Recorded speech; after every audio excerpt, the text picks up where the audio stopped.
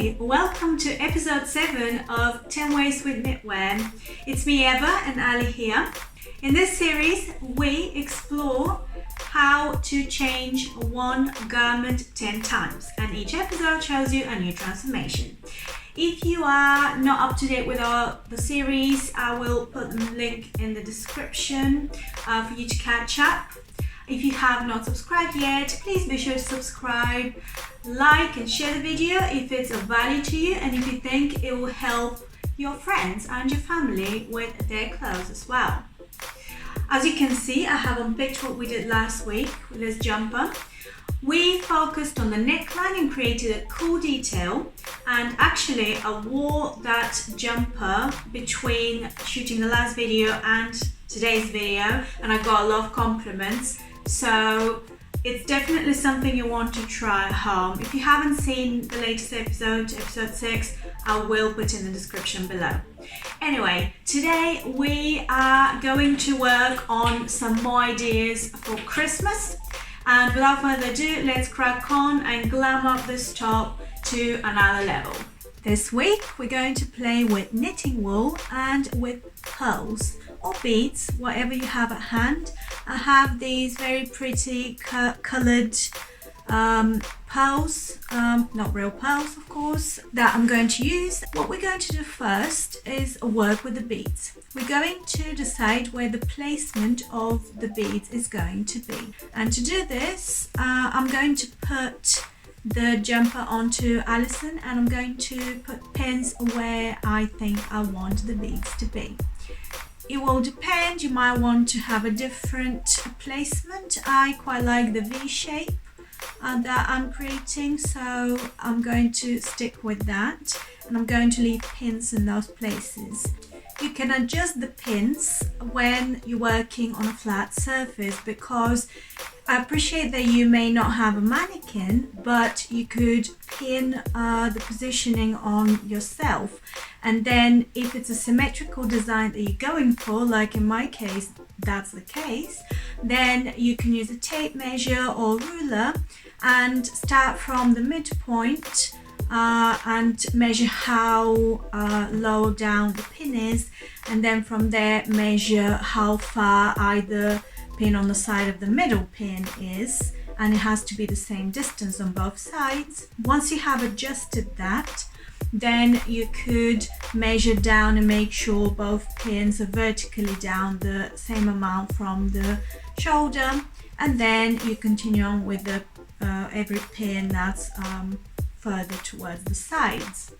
Some of my pins were not 100% in the correct place, but they were more or less there to give me some guidance, so there were just little adjustments needed.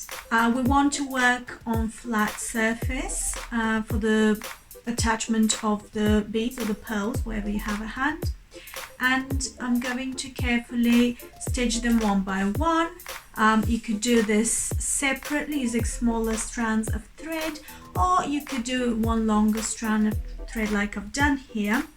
Now it depends how snug the jumper is. If it is a bit too tight anyway, you want to keep the stretchiness, and therefore you want to do the stitching individually. The next thing we're going to do after the beads are all in place is to decide how much wool we're going to use.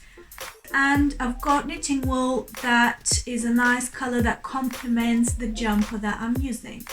So in your case, you might want to use a contrasting thread, or again something that complements the color of your own jumper, or a mixture of colors if you like. We are going to be cutting strands of wool and I'm going to be folding them in half, and then I'm going to be folding that again, and then I have decided this is a nice length for me, but you can play around with lengths and with placements of the things we're doing today.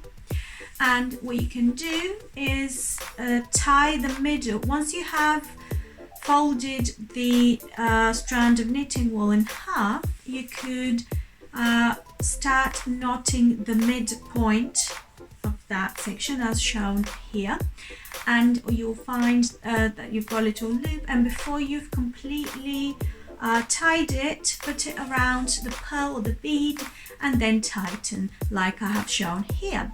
And you continue going. Now, it can be a little bit scarce just using one strand per pearl or bead. So you could try to do the same process again over the first lot of strands. And I have here done it 3 times, which has given me extra density. And I think the result is absolutely beautiful. You can trim the wool at the bottom. You could do it at an angle if you want to have a V shape. I'm just cutting this to show you, but you could, if you don't want to waste anything at all, which would be a good idea, not to waste anything, then you can just leave it and keep it all organic and a little shaggy. Who needs to buy a tacky Christmas jumper when you have that? I actually think that this is my favorite transformation to date. Out of all the 7 that we've done to this jumper, I think it's really organic looking. It looks very glam. It also has this kind of cozy feel that Christmas gives us all around this time of the year. And I also think that you can actually use this all year round, not just around Christmas. Let me know what you think. If you try it, let me know whether you got any compliments. I'm definitely going to wear this later this week at an event, and I have no doubt that I'm gonna feel fab in it. As always, thank you for watching. Stay creative, and if you haven't subscribed, be sure to subscribe, like and share, spread the joy, and see you next week for the next Christmas installment. Bye!